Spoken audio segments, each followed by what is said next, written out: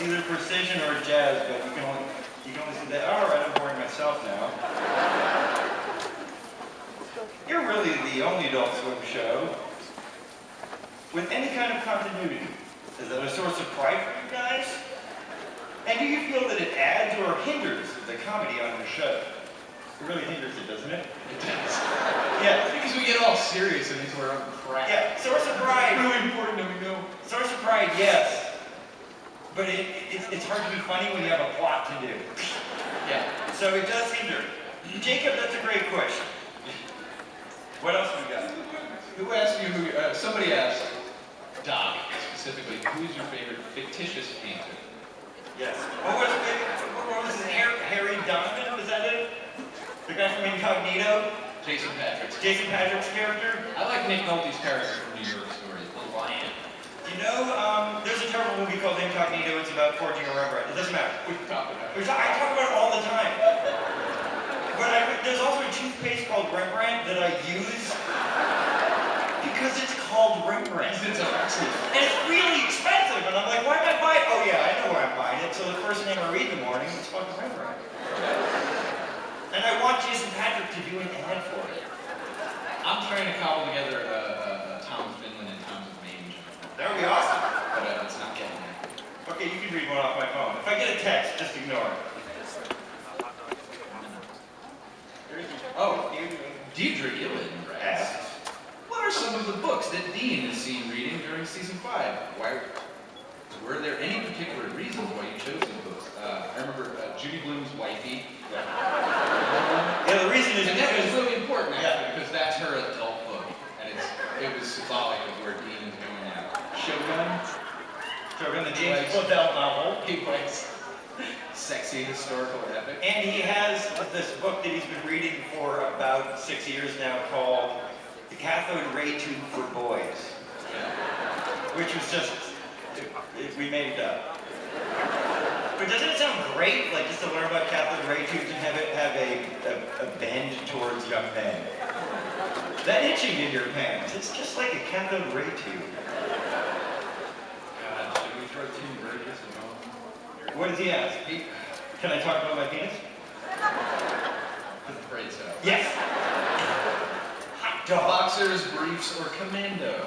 I'm wearing boxer briefs. Look, me too. But now, Jackson is wearing $60 underpants. He's wearing $60 underpants. He didn't know whether, like when he found out the price, he didn't know whether to... I had picked them up, I had no idea they were $60. I was Right. buying some stuff at the Paulsmith. Yeah. And I got up there, and I'm more willing to part with $60 than I am to be embarrassed about being a guy who goes, oh no, I can't, I got it. I would have just, yeah. Unless I'm rich as hell. And your genitals are worth $60 It's true. of caressing. I'm wearing the kind that, like, in the package you thought they were smaller.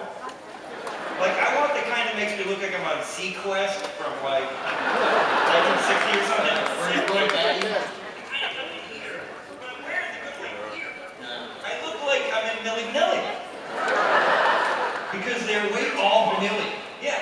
I'm not sure which is which. I'm either Milli or Vanilli, but they're way too long, but they have, like, white piping, which really appeals to my aesthetic. Yeah. And my hair. So, I'd fucking show you, but I have the ugliest ass in the history. It's almost like Let's not get into it. Yeah. You don't have that. my legs stop at my back, and then Your legs stop in the hole in the middle of you. yeah, and then I have to call the area an ass, but it's not. It's the end of my leg, or the beginning. It's horrible. If you could have any celebrity do a guest voice in season 6, who would it be? We always say David Bowie. I'm into Pete Holmes lately. I really want to find. I love that guy. I want to get Pete Holmes. Josh Holmes from Queen of Stone Age? Is that what you said? No, I said Pete Pete Holmes. Who's Pete Holmes? We were watching his mind. Garrett. Oh yeah, he's fucking hilarious. Yeah, no. I think we could get him too. Maybe, yeah. Yeah. I think Hodgman knows. Yeah. What? He's here? Tell him to get on up here and do a voice. Yeah, we love it. Those Batman things he does are fucking hilarious.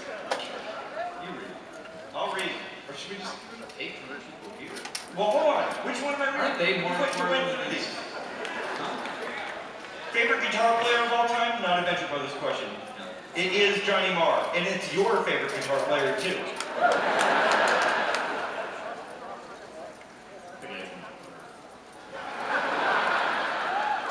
Oh, this was the one you didn't want me to read, so I'm gonna. Doc, you're an amazing musician. And a handsome, handsome man. What is it like being an amazing musician, and a handsome, handsome man? Well, let me tell you.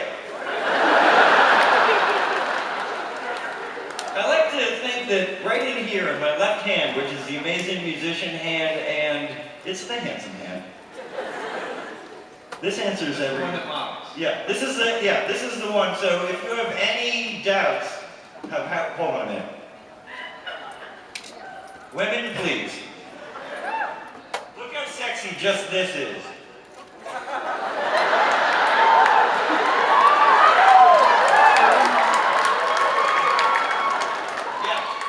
So, eat it. With a hand like that, who needs, a face? Yeah, what? Who needs a big, long Dracula head and two-colored hair? Huh? Nobody. Who needs a body that's 118 pounds and I have to get clothes made for me? Huh? Nobody. It's a sub-size, like I'm a 32 in a suit. Go fucking buy that in the United States. You have to go to Narnia to get a suit. I'm Legolas's size. All right. Should we get questions? Yeah, let's get them from these guys. Let's start on this side. Sir. Hello. Okay. Hi. So I get the feeling that you guys are David Bowie fans. Maybe. Just a little bit. Who's he? Is anybody not? Well, very valid question. Yeah, what's wrong with you if you're not a David Bowie fan, by the way? You don't like style? You don't like history? You don't like 118-pound men? Like bad taste. So, Hold on, I'm swapping out. Yeah. will you two be going to Bowie Ball tomorrow evening at What? Bowie Ball? I got one question for you. Do you think Bowie's going to Bowie Ball? No, he's not. Then do you think Doc Hammer's going to Bowie Ball? My follow-up question to actual Venture Brothers. Even though it's not sex for you guys to explain it, you get really excited when you talk about it. So could you give us like a peek of maybe a new character that might be coming out? Small one? Maybe a half chunk? Look, I'll be honest with you. We have so many characters that we're excited about those guys.